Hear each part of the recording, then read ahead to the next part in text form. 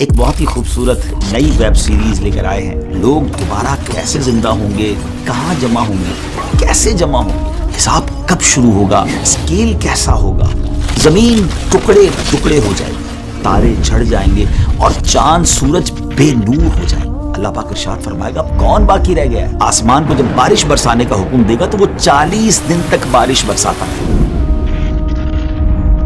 بسم اللہ الرحمن الرحیم۔ السلام علیکم ناظرین، کیسے ہیں آپ سب؟ ایک بہت ہی خوبصورت نئی ویب سیریز لے کر آئے ہیں جس کا نام ہے قیامت کے بعد، آفٹر ججمنٹ ڈے۔ ہم نے ایک اور ویب سیریز پہلے کی تھی جس کا نام تھا قیامت کی نشانیاں۔ اگر آپ نے وہ نہیں دیکھی تو وہ بھی آپ دیکھیے، قیامت سے پہلے کیا کیا ہوگا۔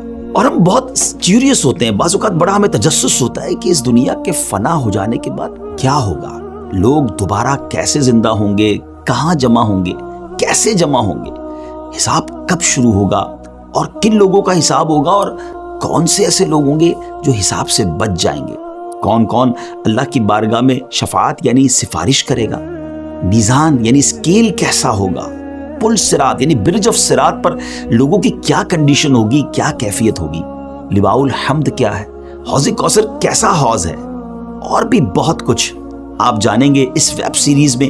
آخرت کے حوالے سے درست عقائد، اور ان درست عقائد کو جاننے اور اپنی اسلامک نالج میں اضافہ کرنے کے لیے اسٹارٹ سے اینڈ تک ہمارے ساتھ آپ شامل رہیے گا۔ آج اس ویب سیریز کا ہمارا فرسٹ ایپیسوڈ ہے، اور انشاءاللہ جیسا میں نے بتایا کہ آج کے ایپیسوڈ میں ہم جانیں گے کہ جب قیامت قائم ہوگی اور حضرت اسرافیل علیہ السلام کے سور پھونکنے سے یہ دنیا فنا ہو جائے گی، ڈسٹرائے ہو جائے گی، زمین ٹکڑے ٹکڑے ہو جائے گی، تارے جھڑ جائیں گے اور چاند سورج بے نور ہو جائیں گے۔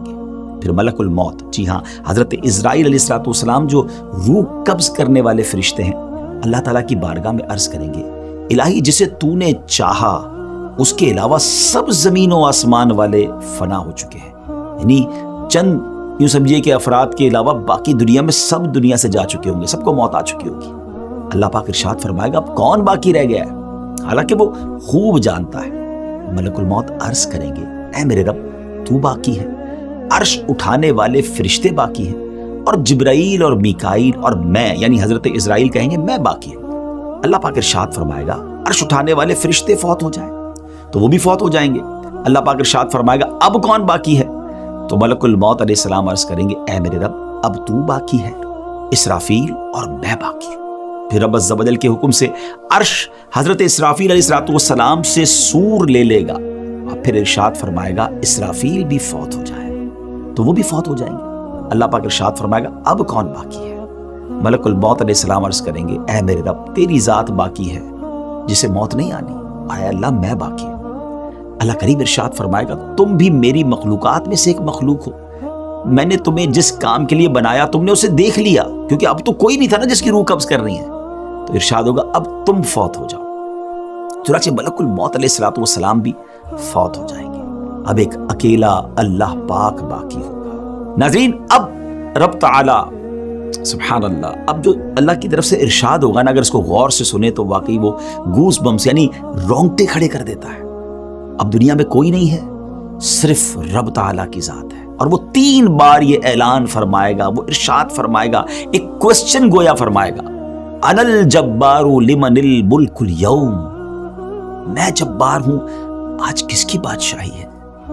مگر nobody there to answer that question، اس دن تو کوئی جواب دینے والا نہیں ہوگا نا۔ پھر خود رب تعالیٰ جواب ارشاد فرمائے گا، اور کیا فرمائے گا؟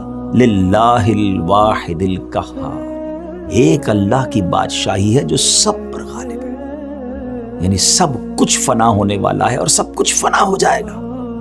اللہ اکبر۔ آج لوگ کر و فر اور نما بعض اوقات تو جیتے ایسے جیسے مرنا نہیں ہے، لیکن یہ اعلان بتا رہا ہے کہ کوئی نہیں ہوگا، صرف رب تعالیٰ کی ذات ہوگی۔ اب کیا ہوگا؟ سب سے آخر میں جس ہستی کو موت آئے گی وہ مخلوقات کی روح قبض کرنے والے ملک الموت حضرت عزرائیل علیہ السلام ہے۔ اس کے بعد رب تعالیٰ اس زمین کو دوسری زمین سے بدل دے گا، آسمانوں کو بدل دے گا، اور زمین کو ایسے پھیلا دے گا کہ اس میں اونچا نیچا کوئی ٹیڑھا پن نہیں ہوگا، ٹوٹل اسٹریٹ زمین ہوگی۔ پھر اللہ پاک کے حکم سے مخلوق اس بدلی ہوئی زمین پر اس طرح آ جائے گی جیسے وہ پہلی والی زمین میں تھی، یعنی جو پہلے زمین میں دفن تھے وہ اس زمین میں دفن ہو جائیں گے، اور جو باہر تھے وہ اس پر بھی باہر رہیں گے، کیونکہ کئی لوگ تو ایسے ہوں گے جن کو دفن نہیں کیا جائے گا، وہ تو قیامت طاری ہو جائے گی، اور جو لوگ دنیا میں لوگ ہوں گے وہ اسی طرح زمین پر پھیلے ہوئے ہوں گے، وہ اس نئی زمین پر آ جائیں گے۔ یہ زمین بالکل اسٹریٹ ہوگی، اور ایسی اسٹریٹ ہوگی کہ زمین کے کونے پر بھی اگر کوئی رائی کا دانہ ہوگا تو وہ نظر آ جائے گا، ٹوٹلی اسٹریٹ زمین۔ اب اللہ کریم آسمان کو جب بارش برسانے کا حکم دے گا تو وہ 40 دن تک بارش برساتا رہے گا، یہاں تک کہ مخلوق پر پانی 12 ہاتھ کے برابر بلند ہو جائے گا، اتنا پانی ہو جائے گا۔ پھر اللہ کریم باڈیز کو اگنے کا حکم دے گا۔ کمال دیکھیں، رب کی شان دیکھیں، اب باڈیز جو ہیں وہ سبزیوں کی طرح اگنے لگ جائیں گی، یہاں تک کہ جب ان کے جسم پہلے کی طرح کمپلیٹ ہو جائیں گے تو اللہ پاک کی طرف سے حکم ہوگا کہ میرا عرش اٹھانے والے فرشتے زندہ ہو جائیں۔ وہ تو کن کا مالک ہے نا، وہ تو فرماتا ہے کن ہو جا تو ہو جاتا ہے، وہ فرمائے گا زندہ ہو جائے تو عرش اٹھانے والے فرشتے زندہ ہو جائیں گے۔ سب سے پہلے دوبارہ زندہ ہونے والوں میں یہی فرشتے ہوں گے۔ پھر حکم الہی سے حضرت اسرافیل سور پکڑیں گے اور اپنے منہ پر رکھ لیں گے، پھر اللہ پاک ارشاد فرمائے گا جبرائیل اور میکائیل زندہ ہو جائیں تو وہ دونوں بھی زندہ ہو جائیں گے۔ پھر اللہ پاک روحوں کو بلائیں گا تو روحیں حاضر کی جائیں گی۔ سبحان اللہ، اے مسلمانوں آپ کو مبارک ہو، ایمان والوں مبارک ہو۔ مسلمانوں کی روحیں نور سے چمک رہی ہوں گی اور باقی روحیں اندھیرے میں ہوں گی۔ اللہ کریم سب روحیں کو سور میں ڈال دے گا، اور پھر حضرت اسرافیل علیہ السلام کو حکم فرمائے گا کہ وہ دوبارہ اٹھنے اور جمع کرنے والی پھونک مارے۔ بس وہ جب پھونک ماریں گے سور میں تو روحیں سور سے شہد کی مکھیوں کی طرح نکل کر زمین و آسمان کے درمیان خلا کو بھر دیں گی۔ بس روحیں زمین کے نیچے اپنی باڈیز کی طرف جائیں گی اور ناک کے جو ہولز ہوں گے نا، ناک کے سوراخ سے داخل ہو کر جسم میں سرایت کر جائیں گی۔ اس کے بعد حشر برپا ہوگا اور لوگ جمع ہونا شروع ہوں گے۔ ویورز کیسی معلومات ہیں، سنتے ہیں تو بعض اوقات عقل حیران ہو جاتی ہے کہ پھر سے وہ لوگ زندہ ہوں گے۔ ذرا غور کریں نا کہ دو نفخوں یعنی دونوں سوروں کے درمیان، یعنی ایک سور وہ جس میں سب کو موت آ جائے گی اور دوسری سور جس میں دوبارہ زندہ کیا جائے گا، 40 سال کا وقفہ ہوگا۔ خیر وقفہ جتنا بھی ہو، لیکن ذہن میں ایک سوال تو پیدا ہوتا ہے نا کہ یہ ہوگا کیسے کہ اتنا ٹائم پیریڈ گزر گیا ہوگا، باڈیز تو ڈیکمپوز ہو چکی ہوں گی، باڈی کے ٹائنی پارٹیکلز، چھوٹے چھوٹے ذرے زمین کے پارٹیکل کے ساتھ مل چکے ہوں گے، نہ جانے کہاں کہاں پہنچ چکے ہوں گے۔ پھر یہ سب کیسے ہوگا؟ یاد رکھیے کہ انسان کی ہر چیز گل جاتی ہے سوائے عجب الزم کے۔ اب یہ کیا ہے؟ یہ ایک ہڈی کے بارے میں کہا جاتا ہے، اور بروز قیامت اسی ہڈی پر مخلوق کو دوبارہ بنایا جائے گا۔ عجب الزم کے لفظی معنی ہے دم گچھ، عجب کے معنی ہے اصل اور ضم کا معنی ہے دم۔ اب یہاں کچھ لوگ کہتے ہیں کہ اسپائنل کارڈ، دیکھیں ہماری جو ریڑھ کی ہڈی ہوتی ہے، انسان اسی پر بیٹھتا ہے، یہ باقاعدہ پلر کی حیثیت رکھتی ہے، جیسے دیوار کے لیے بنیاد ہوتی ہے۔ اگر یہاں یہ ہڈی مراد ہے تو حدیث کے معنی پھر یہ بنیں گے کہ یہ ہڈی جلد فنا نہیں ہوتی، اور مٹی 100 سال کے بعد اس کو ڈیکمپوز کرتی یعنی گلاتی ہے۔ اور اگر اس سے مراد ہے اجزاء اصلیہ جو انسان کے جسم کی اصل ہیں تو وہ کبھی نہیں فنا ہوتے، اور یہ ایسے باریک کمپوننٹس، ایسے باریک اجزاء ہیں جو مائکروسکوپ سے بھی دیکھنے میں نہیں آتے۔ عربی میں انہیں اجزاء لا یتجزا یعنی انڈیویزبل کمپوننٹس، یعنی سمجھے کہ یہ ختم نہیں ہوتے، انہیں یہ کہا جاتا ہے۔ انسان چاہے جہاں بھی چلا جائے، جس بھی حالت میں ہو، مگر یہ کمپوننٹس ویسے ہی رہتے ہیں، حتیٰ کہ غذا اور خون میں بھی اجزاء شامل ہوتے ہیں۔ انہی اجزاء سے انسان پہلے بھی بنا تھا اور آئندہ بھی بنے گا۔ دیکھیں نا آج کل ڈی این اے کی بات ہوتی ہے، بالکل مرے ہوئے کتنا سال ہو جاتا ہے، بلکہ اب تو کئی سال پرانے ڈھانچے ملتے ہیں، تو اس کے میڈیکل کے بعد یہ پتہ چل جاتا ہے کہ اس کی عمر کیا تھی، موت کا سبب کیا تھا۔ تو جب اتنی ساری آج سائنس نے ترقی کر لی ہے جو 100 سال 200 سال بعد کے بعد ڈھانچوں پر تحقیق کر لیتی ہے، تو وہ تو خالق کائنات ہے۔ ان اللہ علی کل شیء قدیر۔ نبی پاک علیہ السلام کا ایک اور فرمان سنیے کہ کچے بچے سے لے کر بوڑھے تک ہر ایک کا بروز قیامت حشر ہوگا۔ حضرت اکرمہ رحمۃ اللہ تعالی فرماتے ہیں بلا شبہ جو لوگ سمندر میں ڈوب جاتے ہیں، پھر ان کا گوشت مچھلیاں نوچ لیتی ہیں، پھر ان میں سوائے چمکتی ہڈیوں کے کچھ نہیں رہتا، پھر سمندر کی موجیں ان ہڈیوں کو الٹا پلٹا رہتی ہیں، الٹتی پلٹتی رہتی ہیں تاکہ انہیں خشکی پر ڈال دیتی ہیں، پھر وہ ہڈیاں ایک عرصے تک وہاں پڑے رہنے کے سبب گل سڑ کر خستہ اور پارا پارا ہو جاتی ہیں۔ چنانچہ وہاں سے اونٹوں کا گزر ہوتا ہے تو وہ انہیں کھا کر چل پڑتے ہیں اور پھر مینگنیوں کی صورت میں نکال دیتے ہیں۔ اس کے بعد کچھ لوگ وہاں پڑاؤ کرتے ہیں اور ان مینگنیوں کو اٹھا کر ان سے آگ جلا کر انہیں بھی راکھ کر دیتے ہیں، پھر ہوا چلتی ہے اور اس راکھ کو زمین پر بکھیر دیتی ہے۔ اب ناظرین اتنا کچھ ختم ہو گیا، یعنی اتنی صورتوں میں وہ جسم بدل گیا، اب راکھ بھی ہو گیا، راکھ بھی اڑ گئی ہوا کے ذریعے، مگر اب کیا ہوگا جب سور پھونکا جائے گا نا تو یہ راکھ ہو جانے والے لوگ اور قبروں میں دفن لوگ سب نکلیں گے، اللہ سب کو پھر باڈی کی شکل دے گا، ان میں روحیں داخل ہو جائیں گی۔ حضرت اسرافیل علیہ السلام بیت المقدس کی چٹان پر کھڑے ہو کر یہ اعلان کریں گے، اے گلی سڑی ہڈیوں، ٹکڑے ٹکڑے ہو جانے والی کھالوں اور بکھرے ہوئے بالوں، اللہ پاک تمہیں حکم دیتا ہے فیصلہ کر دینے والے حساب کے لیے جمع ہو جاؤ۔ اب آئیے ہم کچھ اور آگے چلتے ہیں۔ اب یہاں ایک اور بات سمجھنی کہ اجسام جیسے دنیا میں تھے نا، ویسے ہی اپنی رنگ اور اوصاف کے ساتھ، کوالٹیز کے ساتھ دوبارہ لوٹائے جائیں گے، یعنی بے شک ہزاروں سال ہو گئے قبر میں، لیکن جب وہ اٹھیں گے تو رنگ و نسل بھی وہی ہوگی، ان کے اوصاف بھی وہی ہوں گے، اور قبروں سے اٹھانے کے بعد جو سور پھونکا جائے گا نا وہ کافی طویل آواز ہوگی۔ اس سور کا ابتدائی حصہ لوگوں کو زندہ کرنے کے لیے ہوگا اور بعد والا حصہ انہیں قبروں سے نکالنے کے لیے ہوگا۔ چنانچہ سور کا وہ حصہ جو انہیں زندہ کرنے کے لیے ہوگا اسے تو وہ نہیں سن سکیں گے، البتہ سور کا وہ حصہ جو انہیں قبروں سے نکالنے کے لیے ہوگا وہ اسے سنیں گے، لسن کریں گے۔ روایت میں آتا ہے کہ قیامت کے دن لوگ اپنی اپنی قبروں سے بغیر لباس کے، ننگے پاؤں اور بغیر ختنہ کیے ہوئے اٹھیں گے۔ someone will be no foot, someone will be on foot, someone will be on ride۔ کوئی پیدل ہوگا، کوئی سواری پر ہوگا، کوئی سواری پر اکیلا ہوگا، کسی پر 3، 4 یا 10 افراد بھی ہوں گے۔ جو نان بلیور ہوں گے، غیر مسلمین ہوں گے، انہیں تو میدان محشر لے جانے کے لیے کسی کو ملائکہ گھسیٹ کر لے جائیں گے اور کچھ لوگوں کو آگ جمع کرے گی۔ حدیث پاک کے مطابق نبی کریم علیہ السلام نے اپنے دستے مبارک سے ایک بار بڑا کمال کا اشارہ فرمایا، نبی پاک نے ملک کے شام کی طرف اشارہ کر کے فرمایا کہ تمہارا حشر وہاں ہوگا، اور اسی طرح ایک روایت میں آتا ہے کہ بلا شبہ تمہارا حشر بیت المقدس میں ہوگا۔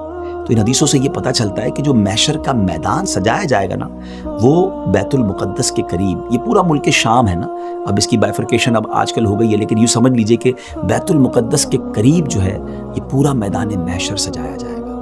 بروز محشر کی زمین کیسی ہموار ہوگی، کتنی پلین اینڈ اسٹریٹ ہوگی، جیسے میں نے بتایا کہ رائی کا ایک دانہ بھی کونے پہ رکھا ہوگا تو وہ دوسرے کنارے سے دکھائی دے گا۔ مگر ایک اور امیزنگ بات ہے کہ اس دن جو زمین ہوگی نا وہ ہماری طرح راک کی یا مٹی کی نہیں ہوگی، کاپر کی ہوگی، تانبے کی ہوگی۔ اللہ اکبر۔ اور سورج آج کتنا دور ہے؟ ایک تحقیق کے مطابق 93 ملین مائلز اوے ہے۔ جی ہاں، 9 کروڑ 30 لاکھ مائلز، اور اس دن 1 میل کی مسافت ہوگا۔ اب امیجن تو کریں گرمی کا عالم کیا ہوگا، یہ کیسے بیئربل کیسے ہوگا۔ ذرا غور کیجئے کہ اتنا ڈسٹنس، 93 ملین مائل کا ڈسٹنس کے باوجود بھی سورج کی پشت ہماری طرف ہے، لیکن جب کبھی گرمیوں میں ہمارا چہرہ اس کے سامنے آ جائے اور گرمی کا موسم ہو تو گھر سے باہر نکلنا دشوار ہو جاتا ہے۔ اس وقت 1 میل کے فاصلے پر ہوگا اور اس کی پشت نہیں، اس کا منہ ہماری طرف ہوگا۔ ہم سوچ بھی نہیں سکتے گرمی کا عالم کیا ہوگا۔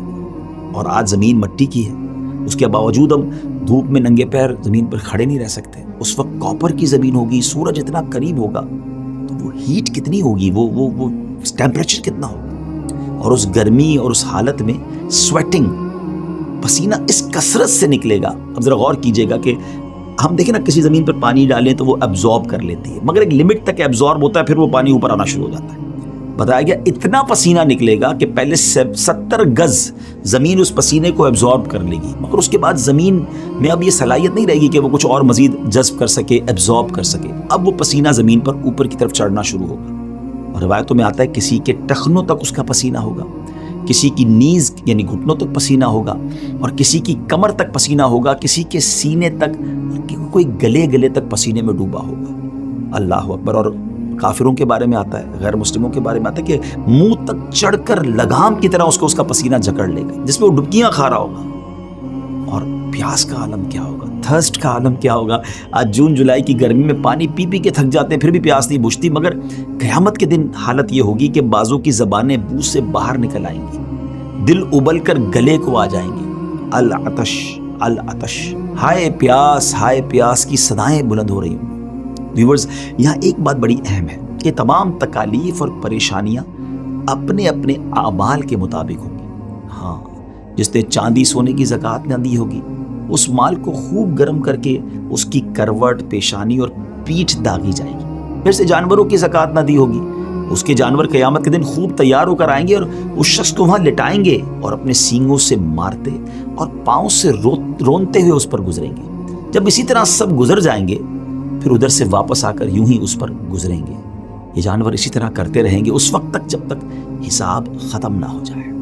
یہ تمام تکالیف اور پریشانیاں اپنے اپنے اعمال کے مطابق ہوں گی۔ جو اللہ کے نیک بندے ہوں گے ان کے لیے اتنا دن بھاری نہیں ہوگا۔ حضرت ابن مسعود رضی اللہ تعالیٰ بیان کرتے ہیں بروز قیامت لوگوں کو جمع کیا جائے گا، اس قدر بھوکے ہوں گے کہ پہلے کبھی اتنے بھوکے نہ تھے، ایسے بے لباس ہوں گے کہ اس سے پہلے کبھی ایسے بے لباس نہ ہوئے، ایسے پیاسے ہوں گے کہ اس سے پہلے کبھی ایسے پیاسے نہ ہوئے، ایسے تھکے ہارے ہوں گے کہ اس سے پہلے کبھی ایسے تھکے ہوئے نہ ہوں گے۔ جس نے اللہ پاک کے لیے کسی کو کھلایا ہوگا اللہ پاک اسے قیامت کے دن کھلائے گا، جس نے اللہ پاک کے لیے کسی کو پلایا ہوگا اللہ اسے قیامت کے دن پلائے گا، جس نے اللہ کریم کے لیے کسی کو لباس پہنایا ہوگا رب کریم اسے لباس پہنائے گا، اور جس نے اللہ کے لیے عمل کیا ہوگا اللہ پاک اسے کافی ہوگا، جس نے اللہ پاک کے دین کی مدد کی ہوگی تو اللہ کریم اس دن اسے راحت عطا فرمائے گا۔ ذرا غور